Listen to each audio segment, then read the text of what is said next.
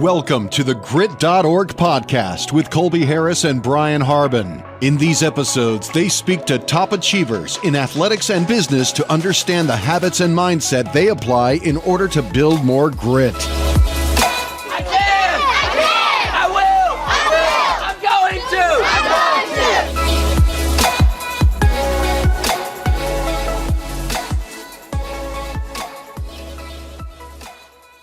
Welcome back to the Grit.org podcast. My name's Colby Harris. Alongside me is Brian Harbin, and we're here with today's guest, Charlie Jimerson. Charlie, thank you so much for being here. Thank you for having me. What a privilege. Absolutely. Well, it's been about a year in the making, so we're happy to be here today, finally making the episode happen. Charlie Jimerson, founder of Jimerson Burr, spent 5 years in the Air Force, has a passion for sports, has a passion for law, has a passion for kids, the next generation. Today, we're going to dive into his story, talk a little bit about everything he's done, his advice to the next generation. Overall, just talk about how Charlie's built more grit in his life, and he's definitely someone who I can promise you can take their word for it. So Charlie, opening it up, tell everyone a little about where you're from and your upbringing, your background, where all this started for you. Yeah. So I'm a lifelong Floridian. Come from a long lineage of Floridians. I'm from Sarasota, Venice area. I actually kind of grew up in this small town called Osprey, which people don't really know about. So I just kind of say Sarasota, Venice. I went to Venice High School, and I think a lot of my upbringing was typical of kind of a lower middle class type of Florida, old time Florida, deep South type of upbringing.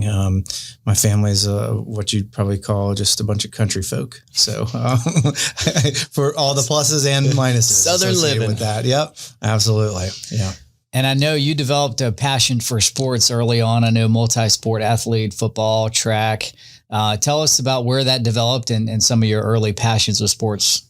Yeah, with sports specifically, I think that sports specifically, I was a latchkey kid growing up. So I really didn't, I kind of wasn't allowed to come home until it was pretty much dark. So it's like, figure it out, ride your bike in the neighborhood and keep yourself busy. And for me, that meant odd jobs, starting a lawn business or doing something like that, or just try not to be a knucklehead with the neighborhood kids. But it also meant organizing a bunch of sports, playing football, basketball, baseball, whatever sports we felt like playing at the time. And sports for me were always like a really great outlet when you're just this kid who has a lot of energy and, you want just an outlet for that to be able to exert yourself. And the sports for me, like, it not only satiates that physical exertion, but the mental part, I really like the healthy competition part of it. And, it was a way, I guess, proverbial way to stay out of trouble for me. And with that grew a passion. And on top of that, you mentioned working, staying busy as well. So was entrepreneurship or business something that you were kind of early on grasping and trying to immerse yourself in on top of sports? Yeah. I think that it's hard to like reflect back on my life and think, I was an entrepreneur from the get-go, because when you're a 9-year-old, you don't think that you're an entrepreneur. You don't even know what that word means. Trying to make a buck. Yeah, I was a kid who wanted to be able to have soda money or whatever. So the only way I was getting that was to figure out how to hustle for it. And so starting a lawn business, weeding people's their flower beds. My granddaddy had a plant nursery at the time, and figuring out, kind of working my way onto a landscape crew, doing things like this at like 9, 10, 11, 12 years old, and just picking up odd jobs here and there. And that kind of taught me the value of hard work and self-sustenance and, making sure that you're able to kind of make your choices on how your destiny unfolds and not wait around for fate. I guess now looking back, that was a real galvanizing of my entrepreneurial spirit. Once you get a taste of the fact that you can be your own boss and you can tap into a marketplace and create a marketplace and go up or down based on your own efforts. I think that's the thing that most entrepreneurs really want to do is, in a way, their entrepreneurs are kind of control freaks in certain ways. They want to just they believe in themselves more than a lot of times they believe in others. And when I look back at like my various entrepreneurial endeavors, it was always, well, I can maybe do this better. I can do this faster. I can do this quicker, whatever. I can do it in a way that enables me to be my own boss and rise or fall based on my efforts. And although you played multiple sports through high school, the scholarship never came. Nick Saban never called you up to play or nothing. No, I wasn't having it. So that next decision came after high school to join the military. So tell us a little bit about that decision and how that came about to join the Air Force. Yeah, I was a poor kid, so I really didn't have any other options, right? You know, there was no, I was a poor kid with no direction, no options, certainly no resources to be able to tap into. You know, I spent most of my high school years bouncing around couch to couch, living on people's couches just to try to kind of stay afloat. I didn't have, I had a pretty challenging childhood upbringing for a lot of the different reasons that if you look into people with kind of fractured home life, some socioeconomic issues which compounded, and I found myself in a position where harkening back to that rise or fall based on your own efforts type of thing. So for me, like my high school years were a function of survival, and I just had to make it work. And and I'll answer your question shortly, but this is a long preamble. Now I'm a lawyer and I can't help myself sometimes with the predicate building. But I really, at that point in time, if I were to look back at one of my greatest, if not my greatest life accomplishment, and people have asked me that question before, I would say graduating high school was probably my greatest life accomplishment, because that was such a pivotal point for me in my life.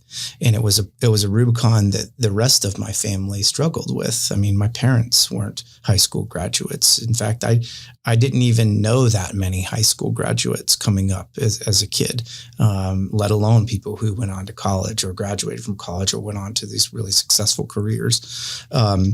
And, when you come from that environment, that's kind of generational poverty or things like that, you just really don't know what's out there in the world. You don't know how to generate a career path to really rise up and kind of break those chains that have really held generations before you down. For me, when I went through my plight in high school and had an opportunity when I finished, and I was not quite the academic then as I became to be.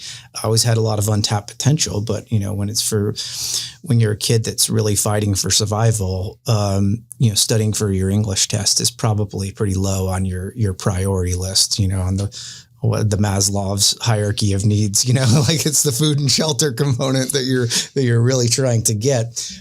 So in my decisioning to join the military, it was really just creating opportunities for myself, earning money for college, paving my own path, finding a way out. And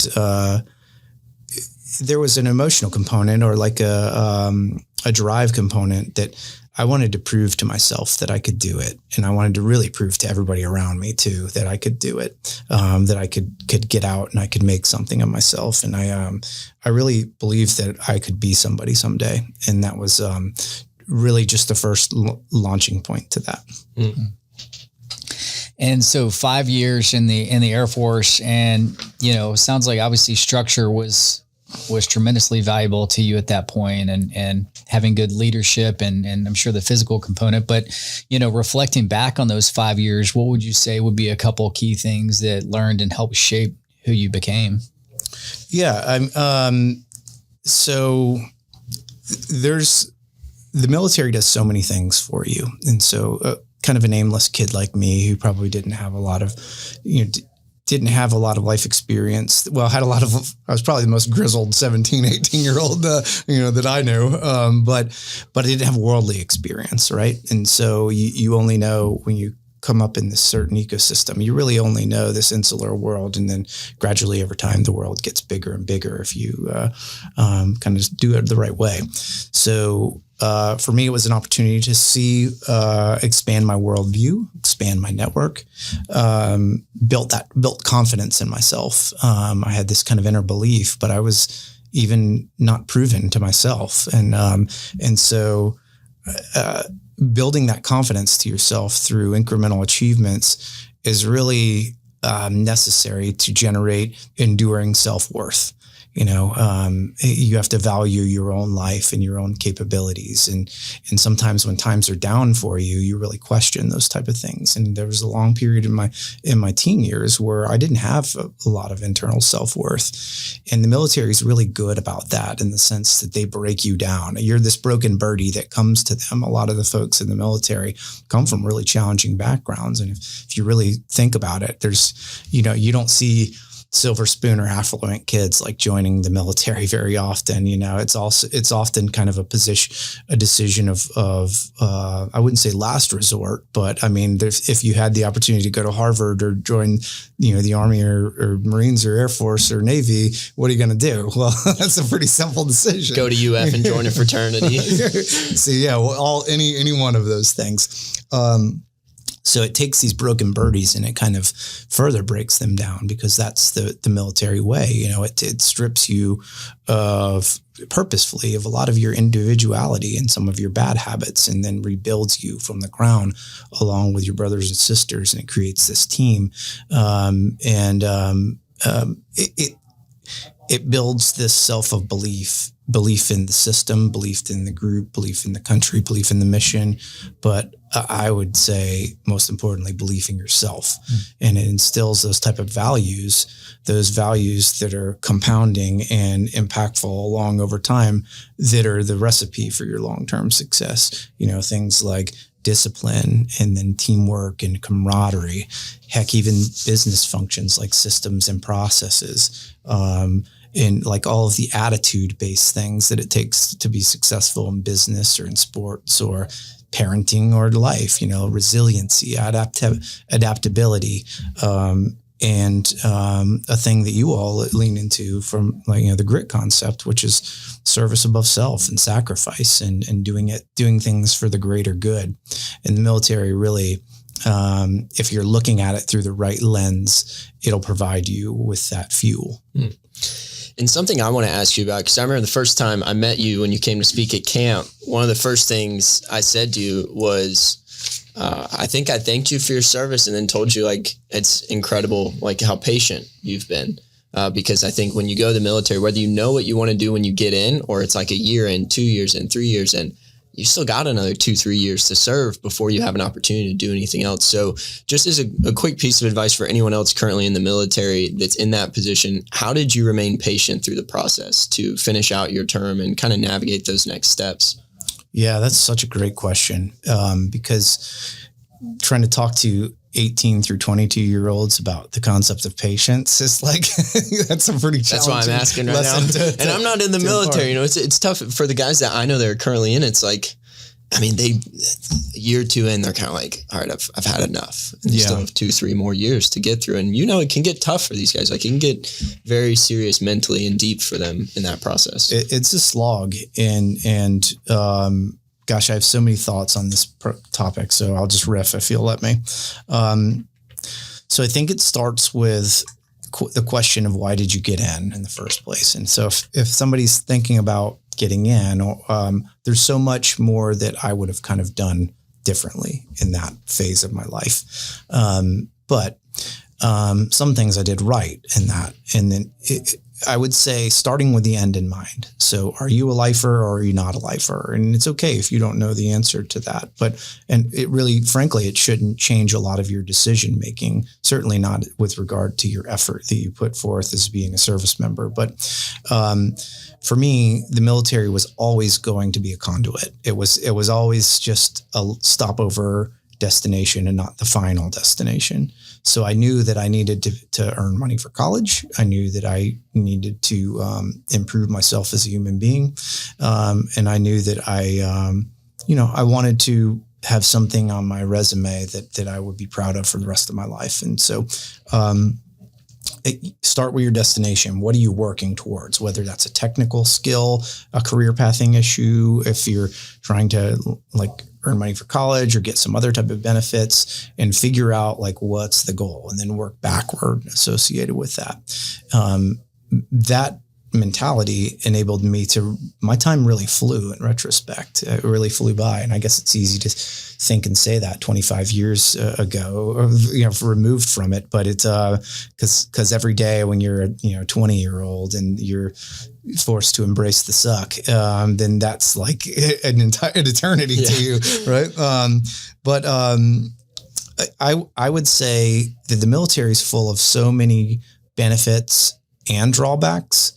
And as you're decisioning that process and even navigating that process, understand and be aware that there's so many of both. And where a lot of folks that I knew that from my military days, they would get discouraged in their service. It's because they weren't really working the system. The system was working them. They were really not working towards anything. They were not taking advantage of all the active duty or veteran type of benefits and leveraging it to become a better person.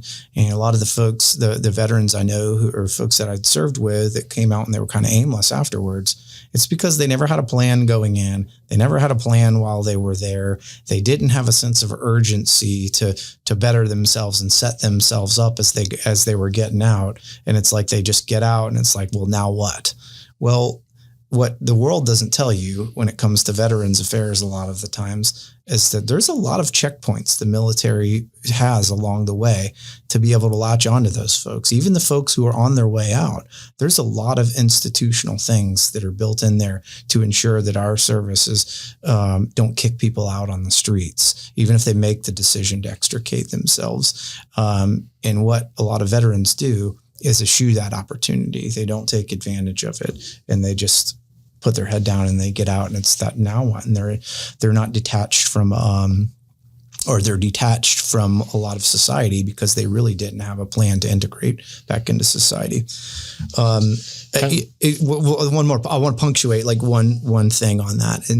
And so the military is a challenging mental and physical commitment. And so as you prepare for it and then you're advancing within it, you got to figure out ways to stay mentally committed and physically committed. And if you lose your bearings and your discipline, it becomes cumbersome and overwhelming. And that's one thing that the military instills, and it's the power of that compounding effort. And, to use the business or the investing term, it's compounding interest, the day in, day out input that you make, and just a little bit better than you were yesterday, man, that adds up over time. And it takes a tough nugget to do that for 5 years, 20 years, whatever long. And that's where the military tends to break people. When people lose their hope in life, I've found over time that you got to be working towards something. You got to have hope. You got to see the end of the tunnel. And when they lose their hope, that's when the mental part really takes over and creates physical problems for them. Yeah. And I think too, it's so important for especially boys to have kind of that rite of passage into becoming a man. And I think, for you, I liked how you explained how it's incremental achievements, learn how to make your bed properly, keeping your boots shined. There's simple things that you're kind of building. And at the end of those 4 or 5 years, you really look back and you kind of, like I told my son today before his race, I said, amaze yourself at what you're capable of. And you kind of look back and see, wow, look at all the things that I was able to do. And I know you talked about how you kind of went into the military with a plan. So did you know that you want to go to University of Florida, or did you know you want to be an attorney, or which one of those came first? So University of Florida was always a dream of mine. But when you're a kid coming up in an environment that I grew up, that wasn't even a possibility. I didn't deserve to go to the University of Florida, frankly, at that point in my life. And so I hadn't paid my dues enough to be able to earn that opportunity. I always knew that I wanted to go there. I was a lifelong Gator. My cousin played on the 4-year starter on the national championship team. And I really love the Gators a lot. And I love Florida for what it was and is as an institution. I went into the military, not really having like a very clear career path, other than I think I knew these are the things that you have to do to be successful as an adult.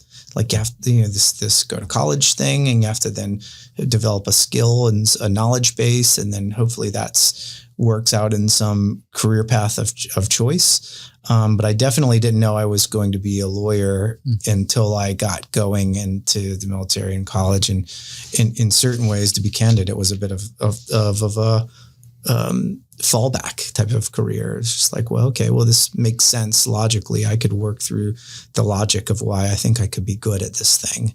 And then, the rest is serendipitous. Well, I want to touch on one thing, because I heard this really cool story recently, and this you might want to share this with your son.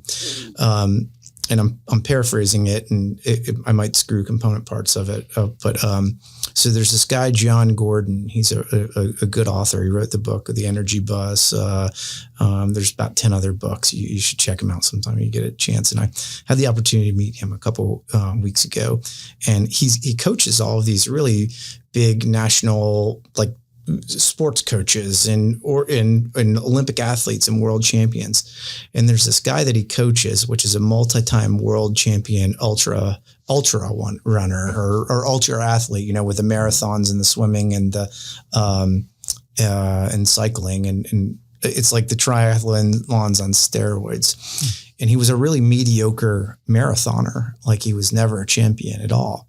And then this guy out of nowhere became a world champion in ultras.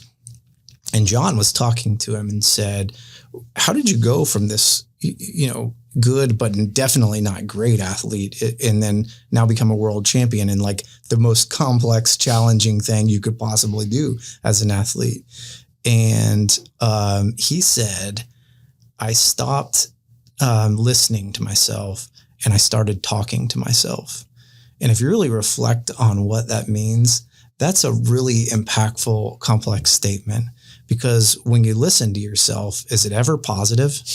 It's very critical. It's a lot of self-doubt. It's you're gaming out scenarios of why something won't work or can't happen.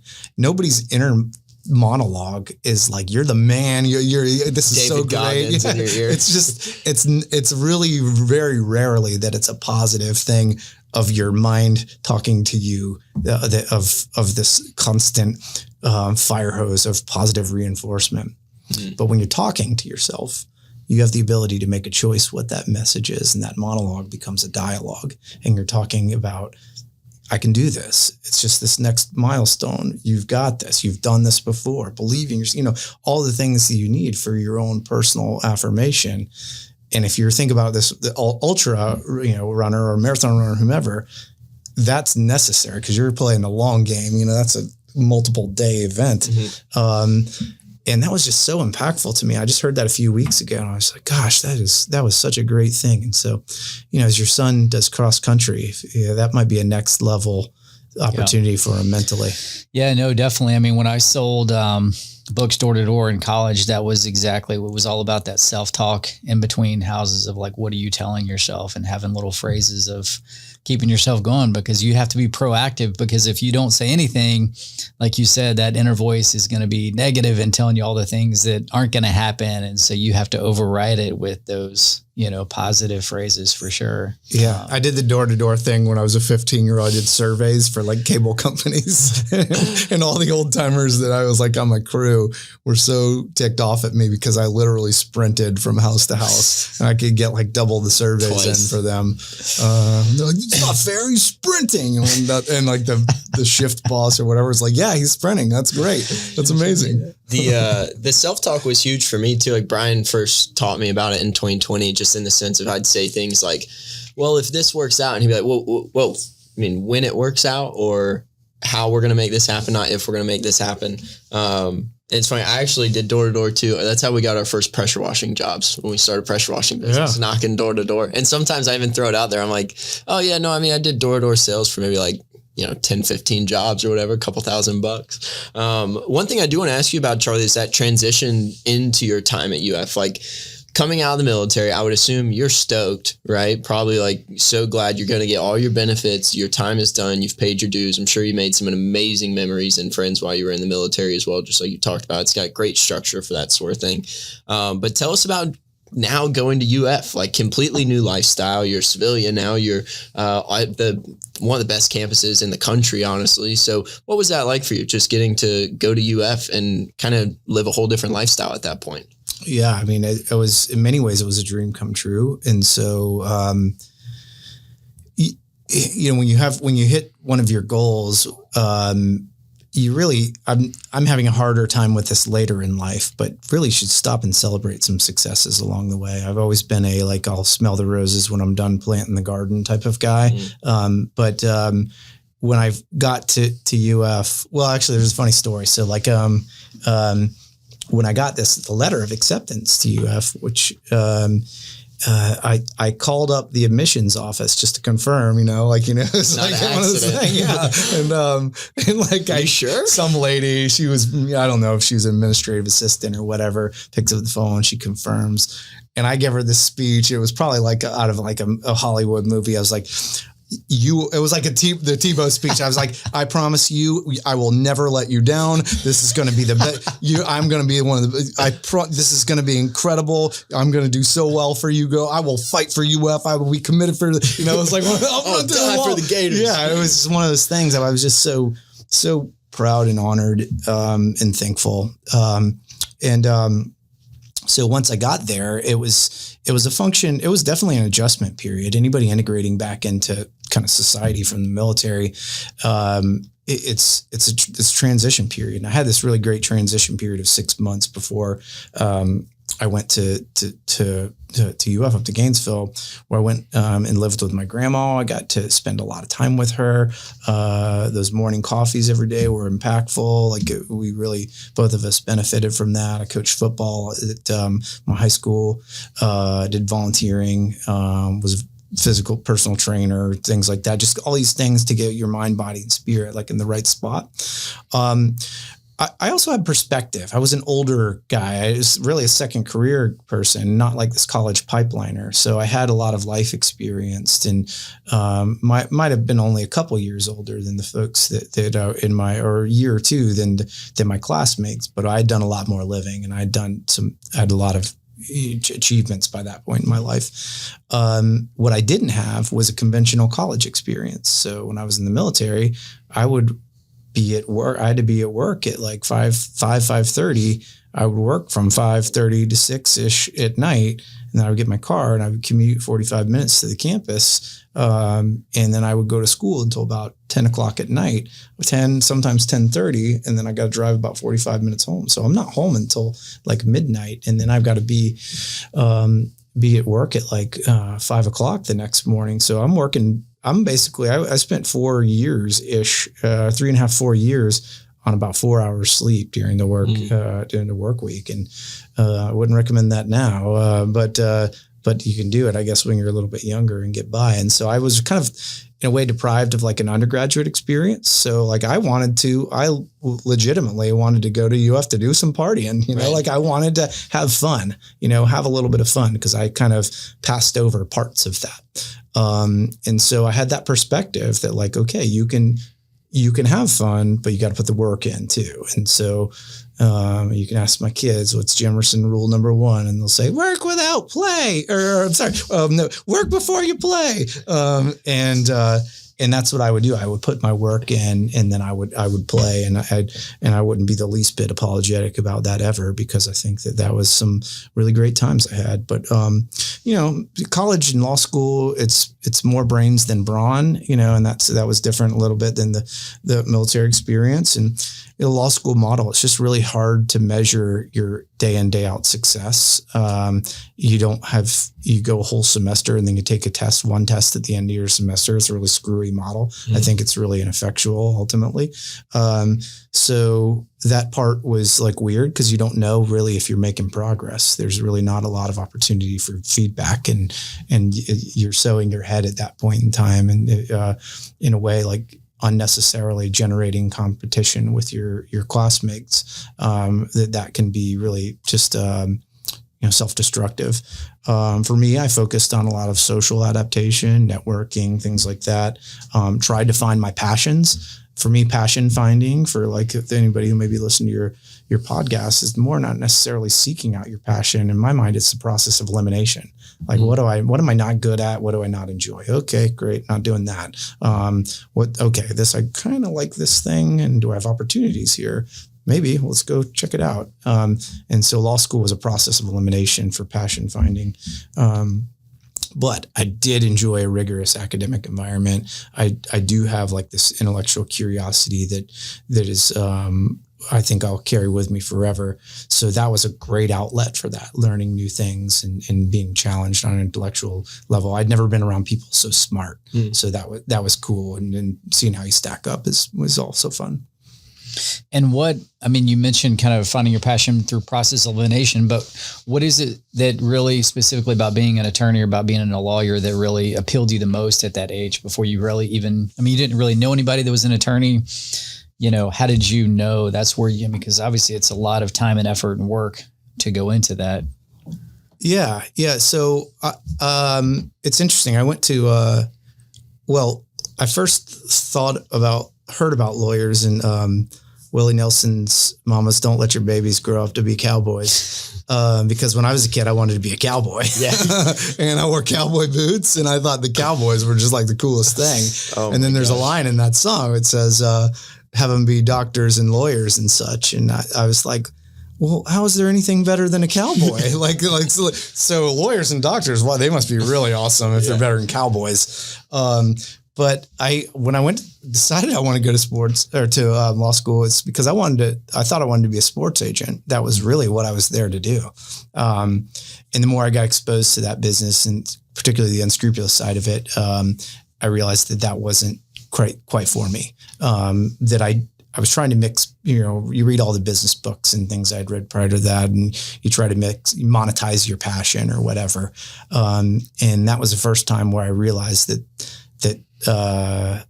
sometimes that's not even really good advice, like monetizing your passion, because it's monetizing your passion can be really challenging. It's finding something that you can be prosperous in, that you can enjoy. And sometimes your passions really kind of have to say separate from the stuff that day in, day out that keeps you afloat. And that life lesson became evident to me. And, that's not like to discourage the concept of don't follow your dreams. It's just sometimes your passions and what you need to be successful, like, a prosperous member of society, those aren't necessarily congruent or easily attainable or whatever. It was something I realized, maybe I don't have to combine those two, and I can still get it both ways. For me, I had the skill set to be a good advocate. I thought I could be a good advocate. I thought I could be a good counselor. I had, a real passion for service, a desire to help others. Always up for a challenge, intellectually curious. Always love to compete in anything. It doesn't matter. To use a Tom Coughlin phrase, I want to win lunch. So like that's. I can't unwire that, and I'm never apologizing for that. I like to compete. It's just something. So I am. Law was a way. I wanted financial stability and security. I thought that was kind of like a noble, honorable career field that would be something that people from where I grew up would really look up to, and young me would have looked up to that. And so I thought that was just like a natural path. And it's funny, like. When you come up like in an environment where there's poverty around you and folks have never, or they're living paycheck to paycheck, if they even have a job, like all I really wanted to do was working in office. Like my idea of like, man, that would be really cool if I didn't have to work digging these ditches that I had to dig in holes and putting palm trees in or whatever, or weeding beds, or sprinting around door to door, those things that, like I've had probably 50 jobs in my life. But I just wanted to wear like a tie to work. Like that was like what the movies told me was successful. White collar. Yeah. Be a white collar worker. And like work in an office so that I was kind of impervious to the elements and not necessarily have to do manual labor all the time. I saw the tolls that takes on a manual labor and on a family. And so really like I was kind of like the first step in my career pathing and a goal. And then it of course became so much more. And, all I ever really wanted to do was wear a tie. And now I rarely wear a tie unless I'm going to court. I think I've seen you like one time I came to the office and I don't think you were wearing a tie that night. I think every time I've seen you like post work or anything, usually it's just the button down. But do they make you wear a tie when you go into the courtroom? Is it always a tie if you're actually? I don't know that it's a formal rule. I would never fathom going to court without a tie. Of course. I've only seen one. It happened once and the judge admonished the lawyer. It was a COVID thing. People thought they could get away with all sorts of crap during COVID and like pushing the limits, and rightfully so that judge admonished the lawyer. And that's just a fundamental lack of decorum and respect for the sanctity of the courtroom and the legal process, in my opinion. Well, getting to wear a tie is pretty cool. I think I've met a lot of good people that wear ties to work quite often. Yeah. And make no mistake, there's a lot of great people who are, working those hard, manual labor jobs. They're mighty fine people. Crushing it too financially these days. I mean, trade school is hard to beat. Yep. I've got a couple friends that went right into trade school, and I mean, they're living the good life to be a single man, bringing in 6 figures a year, electrical, plumber, whatever it might be. Incredibly honorable. Absolutely. And definitely you're right. That is the future actually of American education. Well, specialties through trades. I was going to say some of the more successful entrepreneurs that I've had a chance to interact with since I was young, like even when I was back to like 14 playing sports, people would say to me, hey, Colby, if you want to go be an HVAC guy, you want to go be a plumber, I'll help you build the whole business. Like go get a trade, go into trade school, come out of it, and then you build the business, right? It doesn't mean you always have to be like the guy on site doing it, but I do agree. Amazing industry. And I loved on a minute ago when you touched on the like passion versus kind of pursuing something that you're just good at, something that, keeps you afloat. Cause that's something that a lot of people talk about. I think it is tough to navigate that process. Mm-hmm. But while we're talking about this, I know someone very important in your life came in about that time, your wife, Ashley. Tell us about meeting her, and we might touch a little bit more on just kind of the impact she's had and the support, together, and then now with your family, your 2 kids as well. But tell us about meeting her and then how you two connected, and ultimately now it's probably been 20 years almost, going on 20 years you've been together. Yeah, that's wow. Yeah, you're right. It has been. We've been together for 18 years, married for 15. So, I met my wife when we were both living in London. She was, it's funny. Americans just kind of flock together or just kind of end up like going to a lot of the same places. Anywhere in the world. Well, you're right. But definitely a lot of the time I've spent overseas, it's amazing how quickly Americans get magnetic and they're just finding one another. So, just had an opportunity to run into her in a computer lab, and which, if we listen to this, kids listen to this now or 5 years from now, people are like, what's a computer lab? Exactly. Yeah. And so, you just, I guess, a sure thing when you see it. She's an amazing human being and definitely the eyes of my heart. I wouldn't trade $1 trillion for one eyelash when it comes to her. She's a rock and a stability piece for me that when, like I said, keep referencing, my childhood was really influential onto what I became. And when you grow up in broken homes with really challenging kind of environments that can times were abusive, it's so nice to have like a really strong nuclear family now that keeps things stable, and my wife is the heartbeat of that family. And I wouldn't be half the man I am now, professionally or personally, without her contributions. Hell of a tennis player too, eh? She's all right. Yeah. I'm going to start taking lessons though, because I can't have her being better than me at some sport. Yeah. And that just really chaps my arse. That competition still goes. Yeah. I can hardly play pickleball with my girlfriend. She'll be like, take it down a slight notch. The one time too, then you let them win and then you don't hear the end of it all day. It's like, I wish I could tell you, I let you win that one, but you know what? We'll let that one ride. Don't have to bring that up at the dinner table. Forget about it. And she was at Florida too. So you guys dated, the rest through college and. Yeah. So I was studying in like a program that was coordinated through Oxford Law in London, and she was studying through an undergraduate program. And I was in my final year of law school. She was in her final year of undergraduate. And so I guess we continued dating through just finishing up in college. And then ultimately I moved to Jacksonville right out of law school, and she had to see about a boy. That's right. So anything, the rest was history. Yeah. So tell us about, graduating Florida. You took your first job out of law school in Jacksonville. So tell us about kind of that decision, moving to Jacksonville, taking that first job. Yeah, it was a pretty robust legal environment at the time. And that was in 2005. And had the opportunity to go to a few different law firms that had given me offers around the state. And I didn't know a single person in Jacksonville. And so I came to town. My only entree to Jacksonville was like Florida, Georgia, which I always had. How do you not have a good time at Florida, Georgia, as a college kid?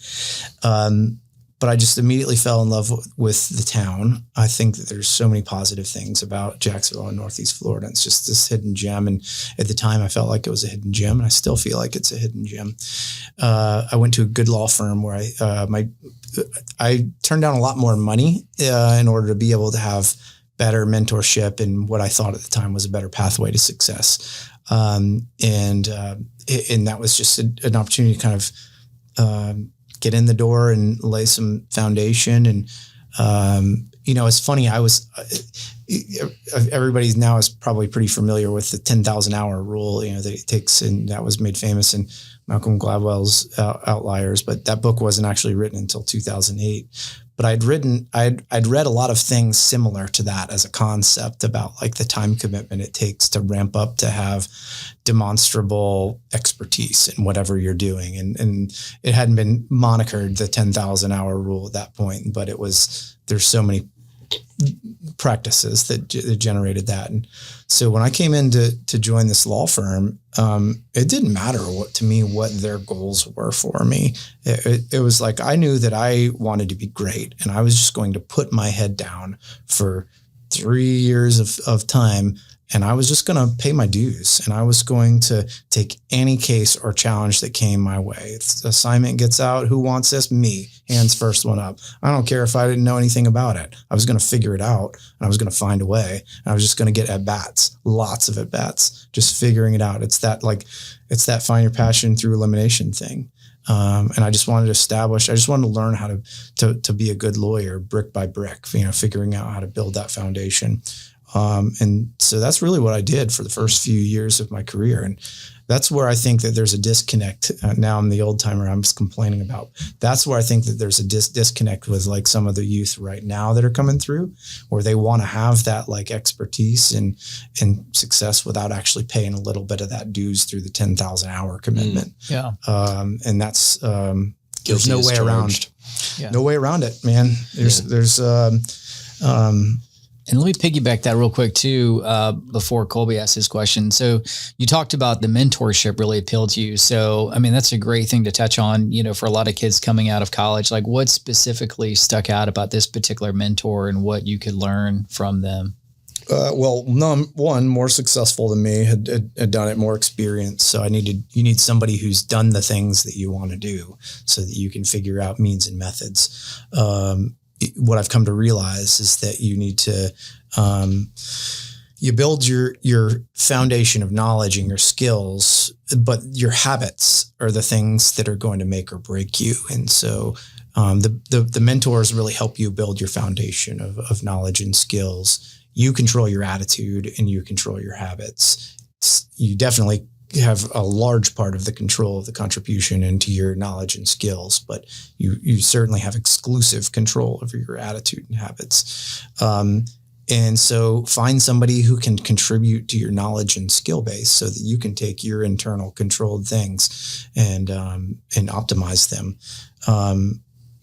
My career, from a mentor standpoint, just like it's like career pathing, be observant and figure out from all those around you, not only the things they do well, but the things that they're not doing well.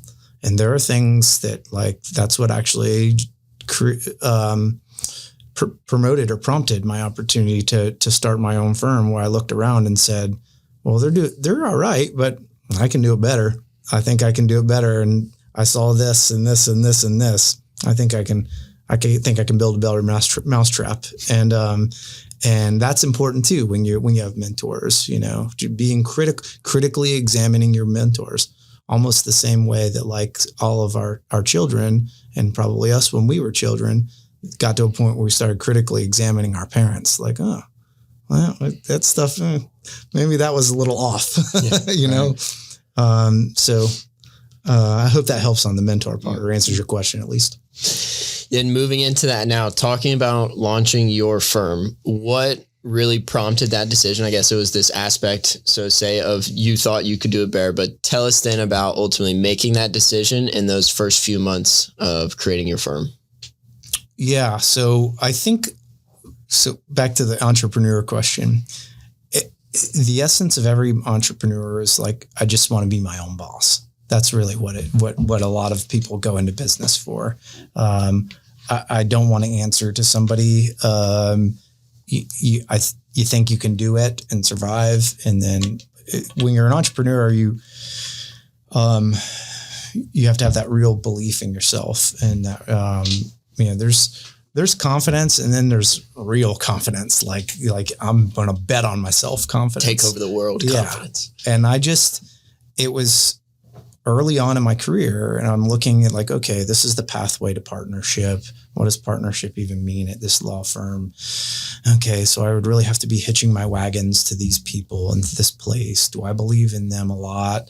And I had some belief, but maybe it wasn't as strong as the belief that I had myself. I knew that I believed in myself, and I knew that through my own grit that I would be able to, achieve the things I wanted to. And even then, the same thing that prompted me to start my own law firm is the same thing that's driving me today. And that's really leaving a legacy, like going forward and breaking those chains of the things that had held my family down for generations and generations, just plowing through that and erasing that history so that someone who wasn't born with a name is going to leave a really important name. And I thought that was the cleanest pathway to do it, by starting my own company. And then there's, a million things I learned along the way, but that was definitely the genesis of it. Mm. And I know too, it was a tough start in a sense. Like you've told me before, Ashley was your first unpaid employee. It was just the two of you getting things going. What part of that do you think makes it like even more special to you to have gone through that, like to be where you're at now? I mean, 14th floor Wells Fargo building, you've got the most kick-ass corner office I've ever seen. So thinking about that to now where you are today, I mean, what does that feel like just to be in that position now as an entrepreneur? A lot of gratitude, So, when you're first starting your own company, the first year plan is just survive, figure out how to tread water, figure out ways to invest in people, process, and technology. And when you build people, that builds your business. And that's what I commenced a process of doing, and surrounding yourself with good people. You got to have that grit to be able to see it through, because it's with any startup entity, you're going to fail 1,000 times, and there's going to be lots of different reasons why you fail. But I was always going to win. And I firmly believe that it's damn near impossible to defeat somebody who never gives up. And there is no freaking way I was ever going to give up. There's no way I will ever give up, period. I will just see things through and be relentless and tenacious. And that's just a defining character trait. So that's grit. That's being gritty. That's part of the grit part. Pushing your limits was really important to me, getting through building a company in a way that got you out of your comfort zone time and time again. If everything seems really smooth and under control, then you're probably not going fast enough, or you're not pushing hard enough. Achievement should be a form of chaos and just constant stretching your boundaries, lifting your ceiling up even higher and higher. But where we're at now, I still feel like we're really on the ground floor. I still have that same fire in my belly that what prompted me to start a company.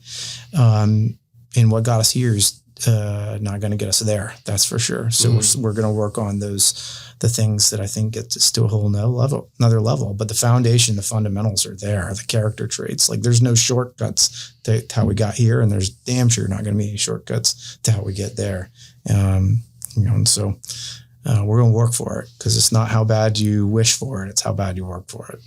So let me ask you this. So I think 14 years ago you started, or it's been about 14 years with Jimerson Burr. Yeah. That you started. Our 15th year. Yeah. 15th. Okay. Mm-hmm. So, kind of share with us just some of maybe the roadblocks that you've hit over the years, some of the challenges and obstacles and how you overcame them. Maybe just some of the advice as an entrepreneur to other entrepreneurs that you would give at this point, some of the things that you've learned through, obviously putting in the 10,000 hours as an entrepreneur and then some at this point. Yeah. So, like I said, there's thousands of lessons learned, probably thousands of lessons learned.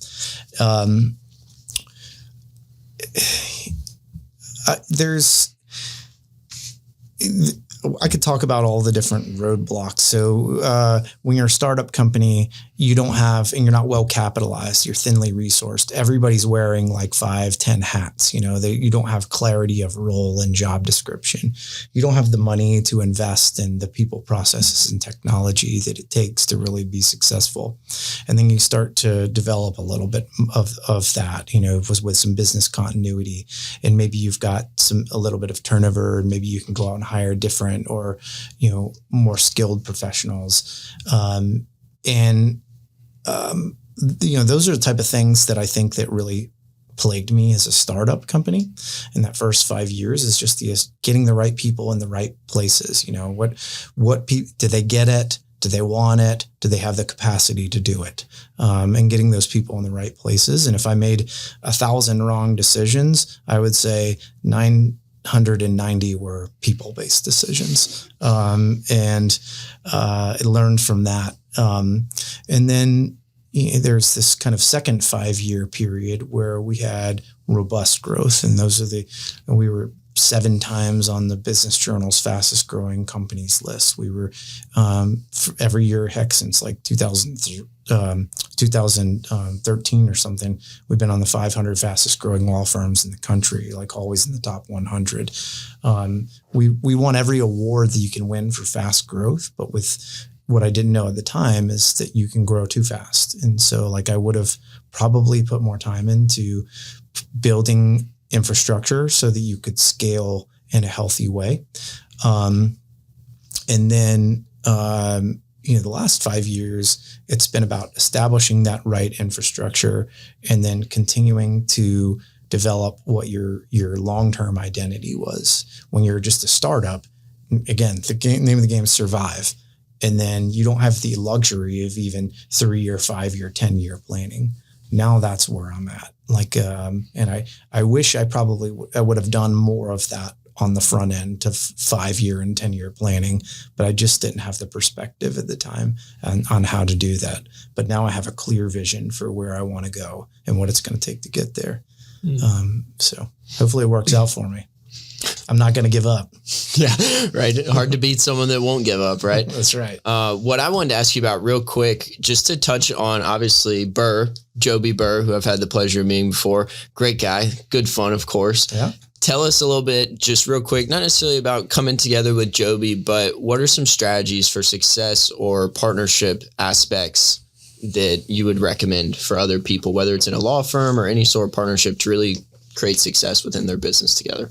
Yeah. So, I mean, I'll zoom out and then I'll zoom back into your question. So like there's some fundamental truths in business and life. And one of them is you get out of it what you put into it, right? I mean, that's probably the most fundamental truth that I've ever come across is anything in life. If you're not getting the results you want, well, examine what's your input there, what's your process, what's your give a crap factor there.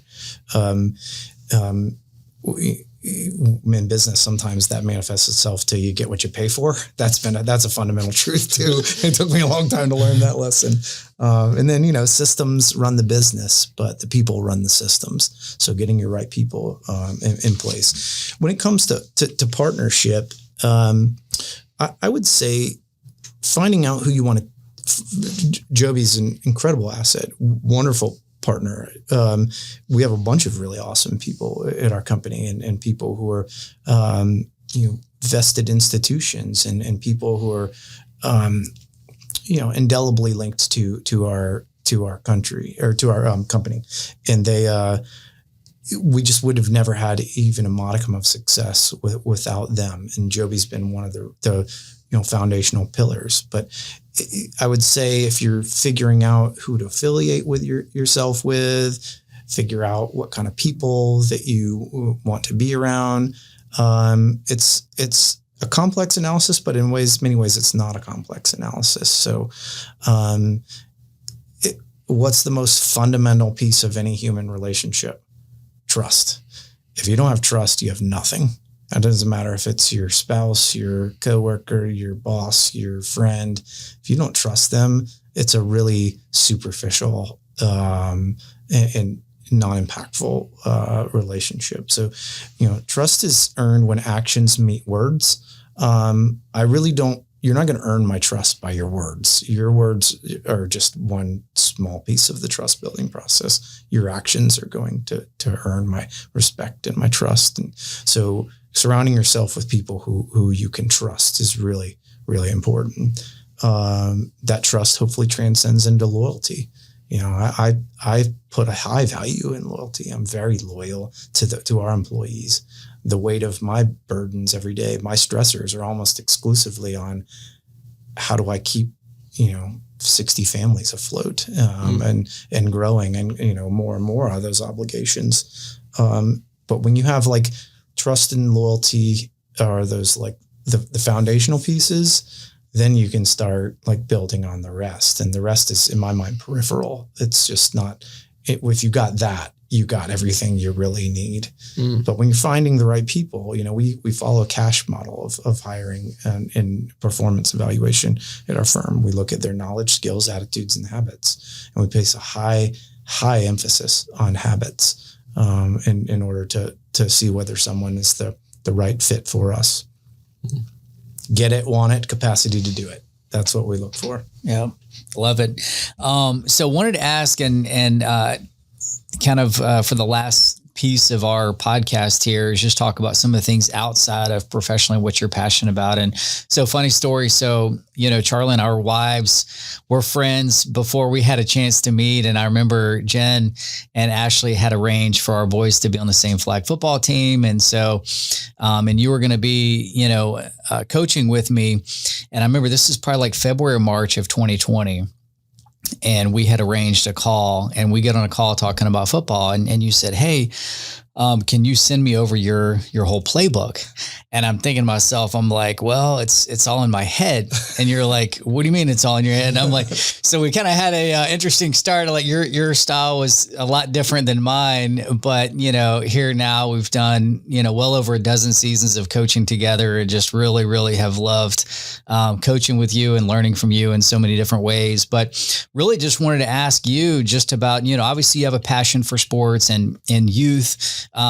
So tell us about, and I know you've coached, dozens and dozens of seasons. So tell me kind of things that you've learned, what your passion is about coaching. And I know obviously you're involved in both Ford with sports and then Lila with some of the mock trials. So just tell us about where that passion lies and why that's important for you, not just personally, but professionally and all the things that you do. Yeah, that has been fun. And I've really enjoyed coaching with you as well. Like, you're a special human being, that's for sure. And if you've learned from me, I assure you that I've learned 5x from you. So that has been fun. I went back and calculated, I think I told you recently, dating back to when I was even in high school, I've coached 34 seasons of kids sports between both of my kids. And then when I was coaching before, I didn't have any kids. So I've enjoyed coaching. I obviously tried to do it even as like a 16-year-old kid, just volunteering, having a good time and, form of giving back. So there's a lot of reasons and motivations to get involved in coaching.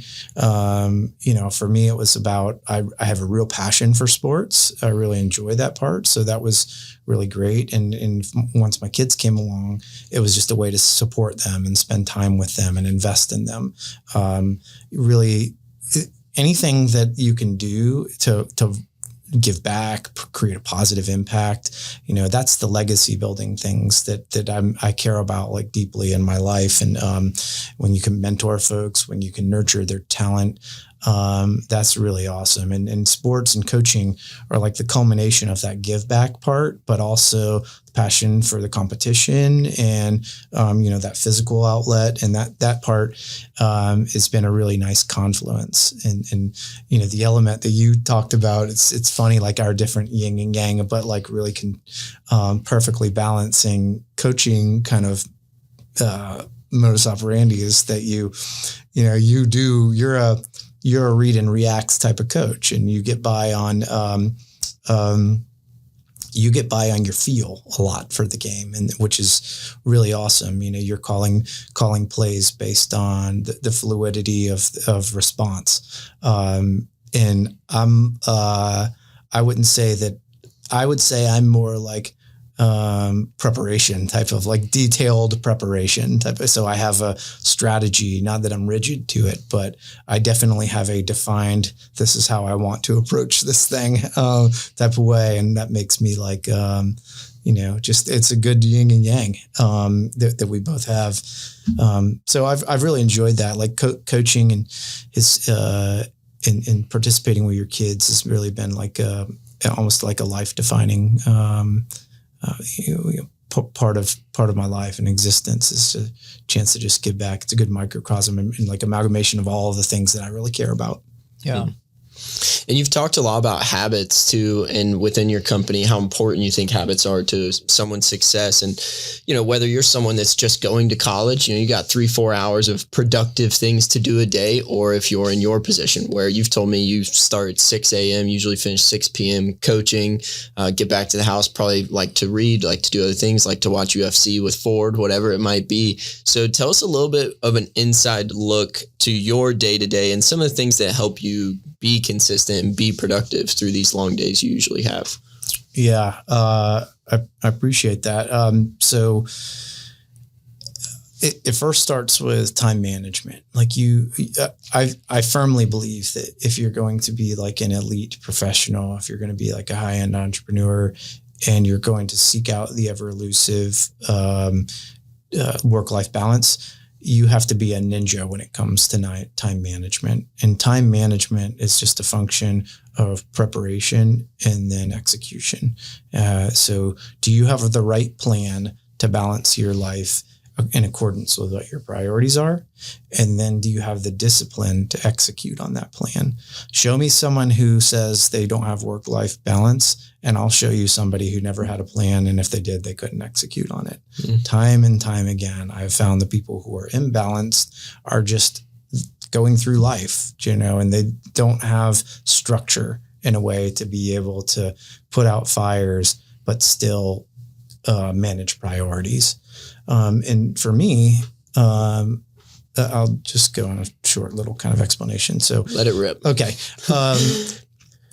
So I go through this exercise every year, and I ask the lawyers of our firm to do this. And I say, what are your priorities in life? Write them down. It's like 3 or 4 things. And I just kind of give them some hints. Like it probably should be these 4 type of categories. It should be family, professional, community stewardship, friends, and then like self-health, So, and I kind of also give them a little bit of hint, like, work's not the number one. So, figure out what is number one, but work's not number one, but also work's probably not number 3 or number 4. If you really think about it, if your work is like number 4, you really can't be in like a career like law, because you're really not going to be successful. It just, effort is the X factor in my career field. So they write it down, and they write those things down. I say, okay, good. Put that aside.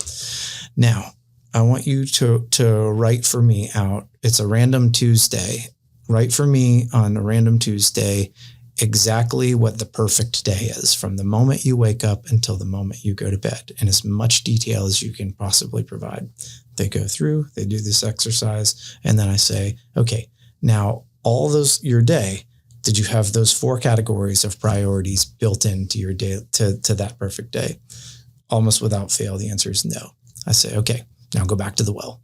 Rewrite your perfect day so that you're at least touching on those things that are important to you: your physical, mental health, your family, your professional, your engagement in your community, and in your friends. There's ways you can write that into even if it's 15 minutes, there's ways you can write it in. They go through, they redo the exercise, they have their perfect day enumerated. And then I have that perfect day laminated, and I put it on their desk, and I say, if you ever feel imbalanced, there's the key. There's the answer to your how you get back balanced, because you've already gone through the exercise of figuring out where your priorities are. Just follow the plan. Make every day a perfect day. Yeah. Love it. Let me ask you too, just, what are some of the things that you personally do to kind of keep yourself balanced? I know Monday is your day to walk on the golf course and make all your phone calls, but tell us, unpack some of the Jimerson, daily or weekly part of your routine that helps you stay balanced, if you don't mind sharing. Yeah. I think if anybody objectively looked at my schedule, they would say it was imbalanced, but I think it's pretty balanced. I mean, all those things I care about, I account for every single day. So I could walk through the details of every day, but I can't overemphasize the importance of consistent rhythms. Like, it's consistent investment. Like, get into an established rhythm, and rise at near the same time and go to bed at near the same time. If you're exercising, figure out when you're exercising for the certain time. For me, it's rising at early in the morning, getting a little bit of intellectual rhythm. I read for like the first 20 minutes or so, and then I'm trying to look for some physical exertion as much as I can. Depends on my motivation levels for the day. And then in the mornings, I communicate and organize. So any calls I have to have with my clients, any team meetings, any directives I need to give, any clearing of my emails, things like that, any delegation. I do all of that in the morning. So I try to keep my entire afternoons free. For lunches, I don't, have that much of a robust social life. So I try to combine business development with socializing. And so I try to have lunch with someone. Pre-COVID, I went 11 straight years, never eating alone. COVID actually forced me to kind of reevaluate that. And I realized that there was certain inefficiencies that I had there. So now I'm pretty meticulous about that, but that's a great outlet for me. I would say 75% of the time I'm having lunch with somebody, and it's a proxy for that, either community involvement, friendship development, that's socialization part, and then some business development. Afternoons I reserve for deep work. I try to have uninterrupted time for a 5-hour block, and it can be whatever projects. It could be, for me, legal work. It can be, needle moving, big picture activities. I try to have, and then if I have a night event, I have to go to that night event. Sometimes it's coaching, sometimes it's a dinner with a client.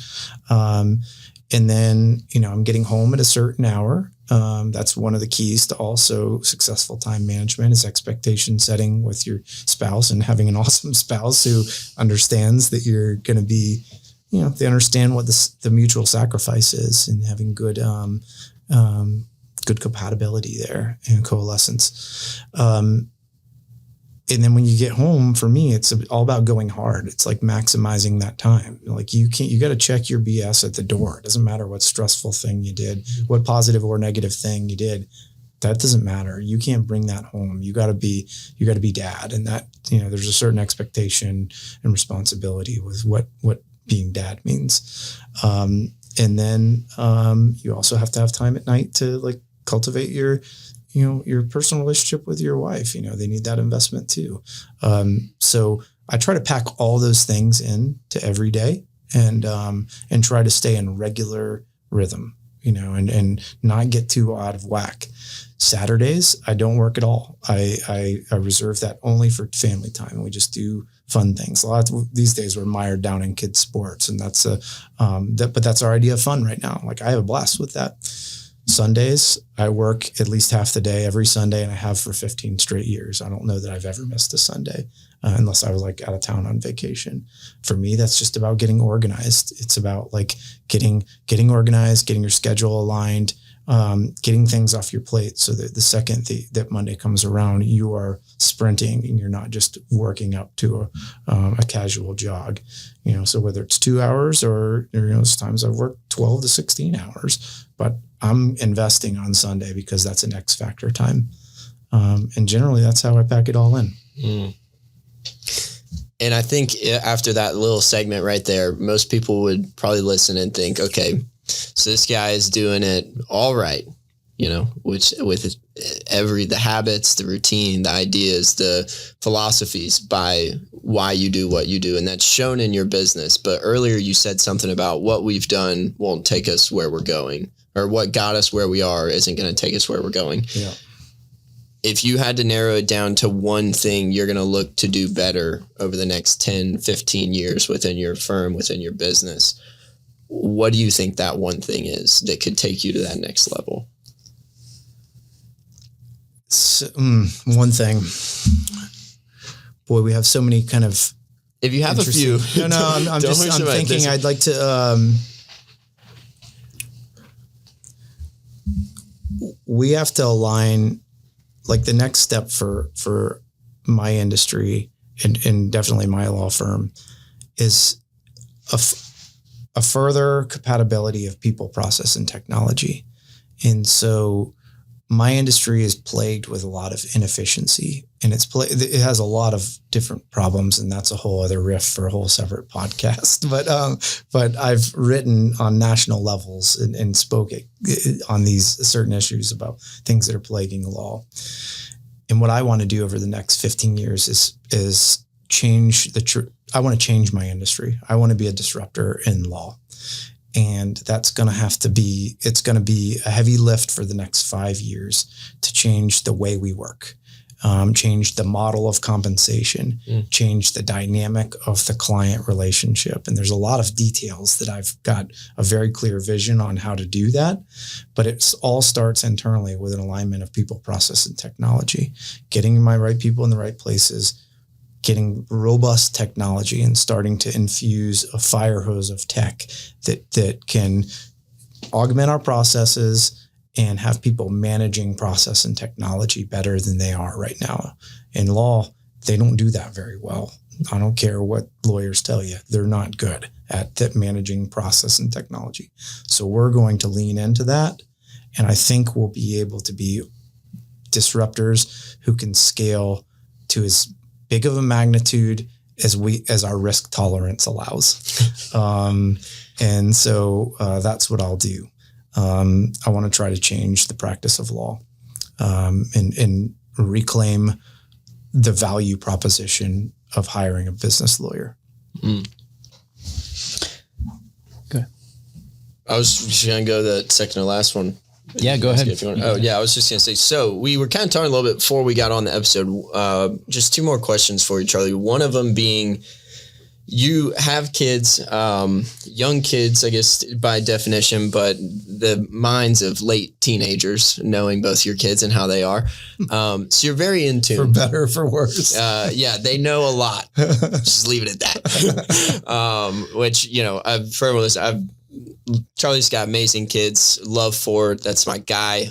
Hopefully one day he'll be in this seat on the podcast, I'm sure, with whatever he decides to do. But, you spend time around me. I've introduced you to a number of my friends. You're very in tune with my generation and the things we're going through, much like Brian, just understanding, having people that kind of going through it. So what would be your best advice for other people that are growing up in this different landscape, different generation? Some people would say it offers more opportunity to be prosperous than ever before. Some people would say it's so messy that they don't even want to have kids anymore to put them into this. So what would be your best advice to other trailblazers out there? In terms of just like being a parent, a positive person, a business person, or what? I would say if you saw yourself now, or if you saw someone like yourself growing up now in this generation, regardless of background even, what do you think they need to know kind of navigating the current world we live in, I guess? Or what do you think disciplines, styles, tactics, like what do you think are maybe some timeless things that are going to always be there they can lean on? Well, that's the answer. Like the recipe for success is the same as it was since time began. It's like starting with controlling what choice, not chance, determines destiny. So make good choices in your life. There's 1,000 choices we're confronted with every single day about anything. Where you go to eat, who you decide to marry, whatever. They could be insignificant or they could be incredibly significant, but make good choices, figure out how to make good choices. And choice making is a skill that can be developed like any other skill. It requires an intake and a processing of information, and then, careful crafting of decision making. You're going to live or die. So make good choices and choose your own destiny. Now, once I guess I alluded to this concept of you can develop and acquire knowledge and skill through means and methods along the way. And that's something that I view you have to have a lifelong commitment to. There's this concept, it's called like the Japanese art of Kaizen. And it's this lifelong commitment to constant improvement. And it was Toyota really made that famous, I think, like in the 80s. And it's something that I firmly believe in. And so if you're getting better today than you were yesterday, and then tomorrow better than you are today, it's just this compounding thing that's going to generate opportunities and success for you. So that's that lifelong growth commitment, which I think that is a timeless piece of wisdom.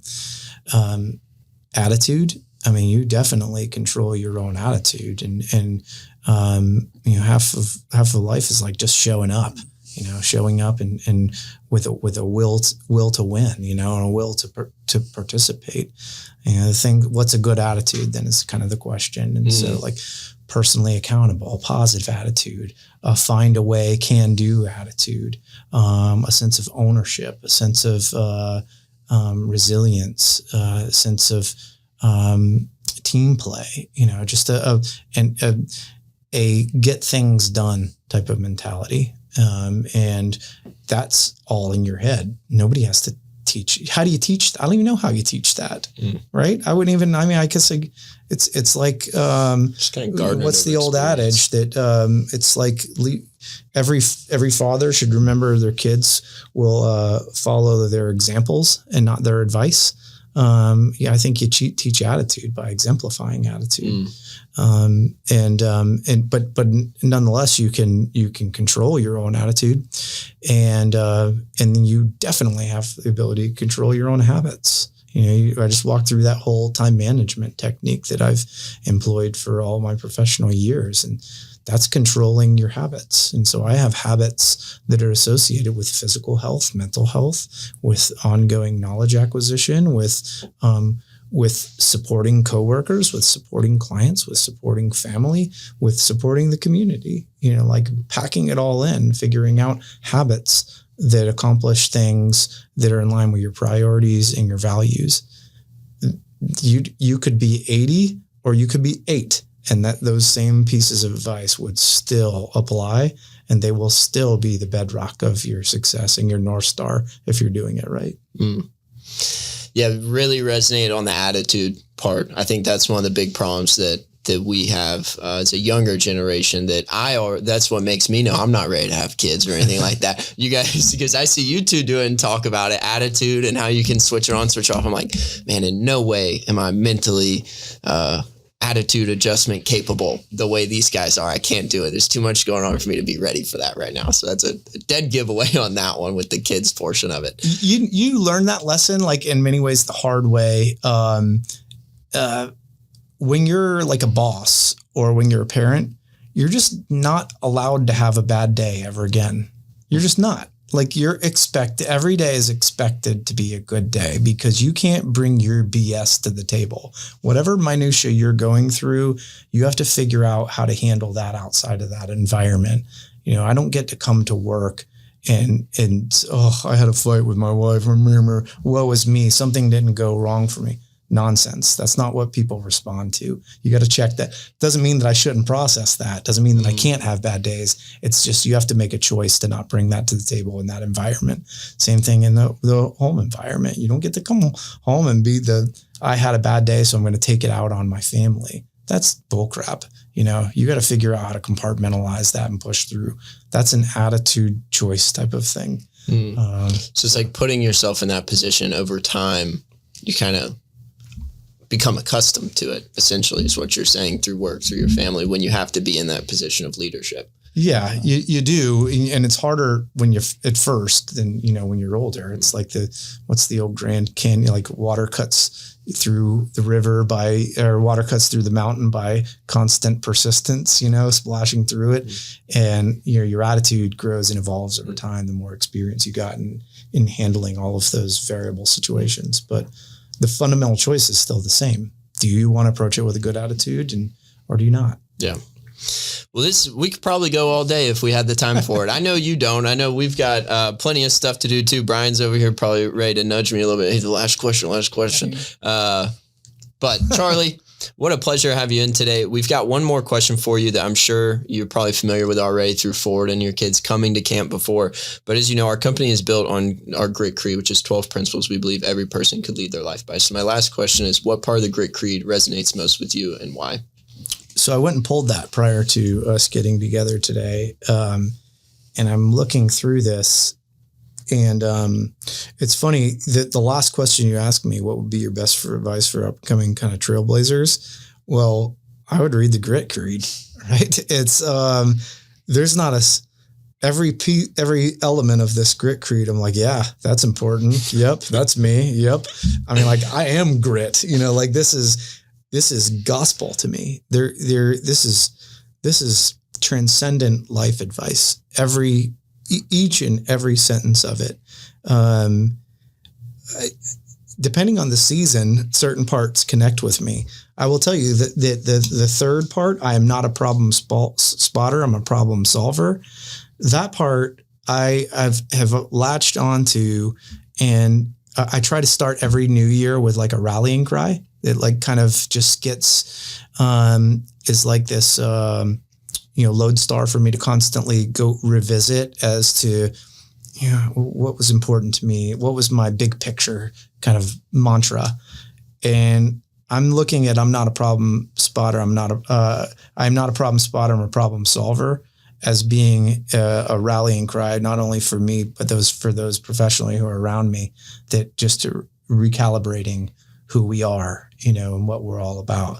That's a huge one. I think that if you're a problem solver, it doesn't, who cares what the problem is? You're just a solver. You're going to fix things, whether it's you or, internal or external. So right now I'm really vibing on that. But I could, I love every single word in the creed, man. I really do. We might have to come by the office, break more into it one of these days, talk a little bit more about the creed, different stories about your career and how they applied. But I'm going to have you come to our office and talk about the grit creed and how we can show grit. How about that? You got my number. Okay. Usually Ford's texting me, but you got my number. It's true. Yeah. Awesome.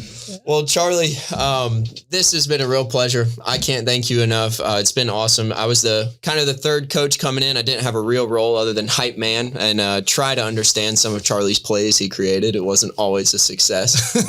But you and Brian have been super pivotal in my life. And I'm really lucky that Brian's introduced me to you, get to be, part of Ford's life as well, which has been incredible. It's like I grew up with two older brothers, so to have Ford kind of like a little brother, it's been awesome. So thanks for coming on the show today. We really appreciate you, everything your firm stands for, what you've been doing in the community, supporting our camp as well and our business. So just thank you, honestly.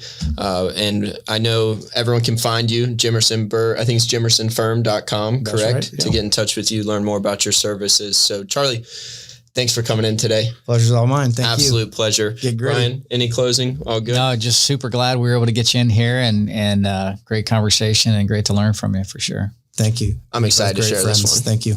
Thanks, Charlie. Well, that's a wrap here today at the Grit.org podcast. Be sure to share this with someone you think it would resonate with or impact. As always, we appreciate you tuning in for another episode of the Grit.org podcast.